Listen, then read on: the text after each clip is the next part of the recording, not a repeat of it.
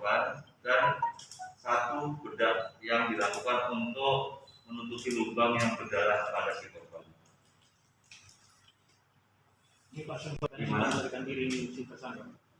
Awalnya tidak, jadi kita jelaskan.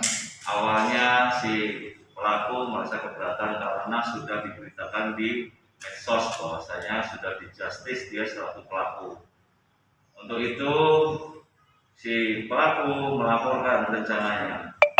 Tetapi saat kita ambil keterangan pada si pelaku dengan metode dan cara apapun dari pihak kita, si pelaku mengakui bahwasanya dia melakukan perbuatannya. Ya, pelaku mengakui atas perbuatannya sendiri. Gimana Pak? Bagaimana?